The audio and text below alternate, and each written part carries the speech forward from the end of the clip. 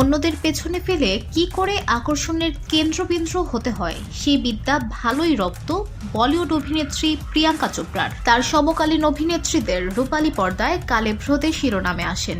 লারা দত্তা, দিয়া মির্জা, ক্যাটরিনা কাইফ, করিনা কাপুরদের বলিউডের অনুষ্ঠানগুলোতেই দেখা যায় বেশি। কেউ বছরে একটি ছবি করেন, কেউ আবার তাও করেন না। অন্যদিকে প্রিয়াঙ্কা কখনো বিদেশি পুরস্কার বিতরণী সভায়, কখনো মেট গালায়, কখনো নিজের হলিউডের ছবির প্রচারে, আবার কখনো নিজের প্রযোজিত মারাঠি ছবির প্রচারে মুম্বাই থেকে লস অ্যাঞ্জেলসে ঘুরে বেড়াচ্ছেন। তার কেতাদুরস্ত সাজগোজের জন্য শিরোনামেও আসছেন। কয়েকদিন আগেই প্রিয়াঙ্কার পরা একটি গাউন নিয়ে প্রশংসা থামছিলই না অনুরাগীদের। সেই আলোচনায় অবশ্য দাড়ি পড়েছে প্রিয়াঙ্কার সৌজন্যেই। একটি অনুষ্ঠানে বিশ্বের সবচেয়ে দামি হীরের নেকলেস পরে হাজির হয়েছিলেন। সেই ছবি নিয়েই শুরু হয়েছে আলোচনা। বিলাসবহুল অলংকারের বিদেশি ব্র্যান্ড বুগেরি তাদের 140তম বর্ষের অনুষ্ঠানে আমন্ত্রণ করেছিল প্রিয়াঙ্কাকে। সেখানে প্রিয়াঙ্কা একটি সাদা কালো গাউনের সঙ্গে পরেছিলেন বুগেরির সার্পেন্টি নেকলেস। দেখলে মনে হবে হিল হিলে সাপের আঁকাবাঁকা দেহ, যা তৈরি হয়েছে 61.81 ক্যারেট ওজনের 698টি লম্বাটে হিরে দিয়ে।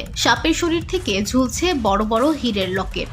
ছোটি, মাঝারি এবং একটি বড় হীরের লকেটের মোট ওজন 140 ক্যারেট। বুগেরির ওই হারটিকে বিশ্বের সবচেয়ে দামি নেকলেসগুলোর মধ্যে অন্যতম বলে মনে করা হয়, কারণ নেকলেসটির দাম 40 মিলিয়ন ইউরো, ভারতীয় মুদ্রার হিসেবে 354,6,80,000 টাকা। চলতি বছরের 21 মে বুগেরির ওই নেকলেস পরে তাদের অনুষ্ঠানে হাজির হয়েছিলেন প্রিয়াঙ্কা। তবে হঠাৎই বছরের শেষে এসে সেই নেকলেসটি নিয়ে শুরু হয়েছে আলোচনা। বুগেরির অল্টারনা সংগ্রহের অন্তর্গত ওই নেকলেসটি ব্র্যান্ডের সর্বকালের পছন্দের গয়নাগুলোর মধ্যে একটি।